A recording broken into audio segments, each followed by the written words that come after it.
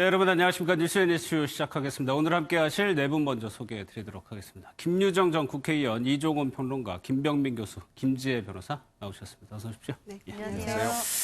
먼저 저희가 준비한 오늘 주제 이슈부터 살펴보도록 하겠습니다. 조금 전에 나경원 원내대표가 검찰에 출석을 했습니다. 그리고 화성 8차 사건의 범인으로 지목돼서 20년간 옥살이한 윤모 씨가 오늘 재심을 청구했습니다.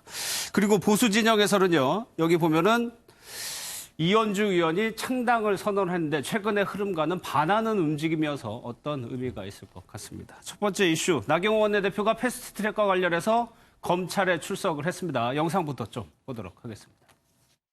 공수처와 연동형 비례대표제를 통한 권력을 장악하려는 여권의 무도함에 대해서 역사는 똑똑히 기억하고 심판할 것입니다. 대한민국의 자유민주주의, 의회민주주의를 저와 자유한국당은 반드시 지켜내겠습니다. 세이버 의원 감금하기 직접 지시하셨습니까? 오늘 진술 법권 행사할 텐가? 이 문제에 관해서 책임이 있다면 이는 전적으로 당 대표인 저의 책임입니다. 검찰은 저의 목을 치십시오.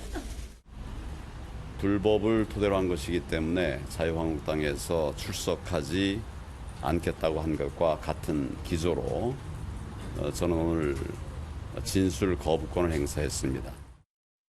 황교안 대표가 먼저 출석을 했었고 나 원내대표가 오늘 출석을 했으니까 어느 정도 지도부로 다 간 셈인데 김유정 의원님 글쎄요. 네. 결국에 안 갈 수 없는 상황이었긴 했지만 좀 늦은 감이 있는 건가요? 그렇죠. 201일 만에 지금 출석한 거라고 예. 하거든요. 그런데 그때 당시에 우리가 사흘로 돌아가 보면 그 결기를 보였었죠. 예. 독재 타도 헌법 수호 이런 구호를 외치면서 들어눕기도 하고 이랬었거든요. 예. 그런데 법 위에 군림하는 의원들처럼 그동안에는 꿈쩍도 않고 있었던 게 사실이죠. 그리고 황교안 대표나 나경원 원내대표나 예. 법조인 출신이잖아요. 그렇죠. 그래서 이게 뭘 의미하는지 다 알 텐데 버티다가 이제 결국 안 나갈 수 없는 상황에 이르렀다 이렇게 예. 생각하고요. 그렇지만 원초적으로는 사실은 정치적으로 풀어야 될 문제였다고 저는 생각합니다. 그리고 서로 고소치하하고 이렇게 하는 게 정치 발전을 위해서도 바람직한 모습이었다고 저는 생각합니다만 기왕 이렇게 돼버렸고 또 민주당 의원들은 그동안 경찰, 검찰 다 출석해서 조사받고 왔잖아요. 그리고 이제 현역 의원으로는 처음 한국당에서 나경원 대표가 출석을 한 건데 잠옷 모습은 비장해 보입니다. 그리고 황교안 대표가 지난달인가요? 출석했을 때는 원외 대표니까 그리고 내 목을 치라 그리고 내가 다 책임지겠다 했습니다만은 가서 묵비권 행사하고 그러고 왔잖아요. 그러니까 그게 무슨 의미가 있었는지 잘 모르겠습니다. 그러니까 나경원 대표는 오늘은 조금 다르지 않을까 이렇게 생각합니다만 국민 앞에 송구스럽다는 말을 먼저 하는 게 옳지 않았을까 이렇게 생각하고요. 여당 탓하고 또 민주주의를 지켜내겠다 이런 얘기했습니다만. 과연 그게 민주주의를 지켜내기 위한 것이었는지 알겠습니다. 이런 생각이 듭니다. 정치 영역에서 풀지 못했으니까 그래서 검찰로 넘어갔고 그러면 법과 원칙에 따라서 처리할 수밖에 없는 상황이 된 건데 김재희 변호사님께 여쭤볼게요. 황교안 대표 들어가면서 내 목을 쳐라고 했는데 묵비권 행사했단 말이에요. 나경원 원내대표도 그 전에 그 중심의 책임에는 내가 있다라고 얘기를 했는데 그렇다면 들어가서 내가 다 지시해서 이렇게 된 것이다라고 진술해야 이게 문맥이 맞는 거잖아요. 그건 또 싫은 거죠. 네.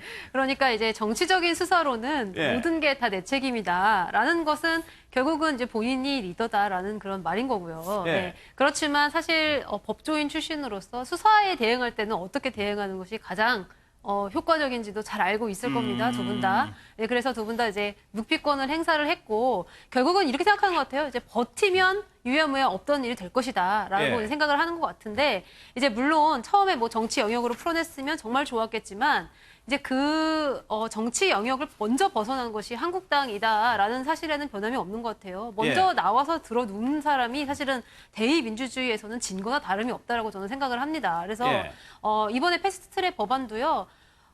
국회니까 국회법대로 방식대로 그냥 그러니까 그렇게 처리를 하면 될 것인데 왜 굳이 이렇게까지 하는 것인지 잘 솔직히 이해가 안 가는 심정입니다. 예. 그래가지고 어떤 논리를 세웠느냐 보면 이종훈 평론가님 오늘 오전에는 이런 목소리들이 나왔어요. 그러니까 국회법을 위반했기 때문에 거기에 대응하는 어쩔 수 없는 행동, 이른바 정당행위였다라고 주장을 한 거 같거든요. 네. 이 논리가 어느 정도 이게 통할까요? 효과가 있을까요? 효과 유무를 떠나서 네. 일단 저 주장을 계속할 것 같아요. 앞으로도. 그러니까 이제 황교안 대표하고는 좀 다른 전략을 수립을 한 것 같고 묵비권 플러스 알파. 근데 플러스 알파는 결국 본인을 위한 정치적인 메시지를 이제 바라는 거죠. 예. 그러니까 그건 뭐냐 하면 내가 책임지겠다라는 말을 아마 검찰에서도 하긴 할 것 같아요. 예. 내가 원내대표로서 전체적인 책임이 있다.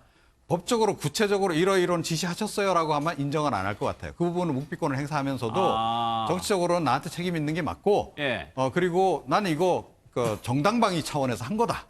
예, 저항권 차원에서 한 거다라는 얘기를 강력히 주장하지 않을까. 그래서 그것이 아마 나올 때도 그 얘기를 하실 것 같고 예. 언론 보도에도 그렇게 나가기를 굉장히 원하시지 않을까 싶어요.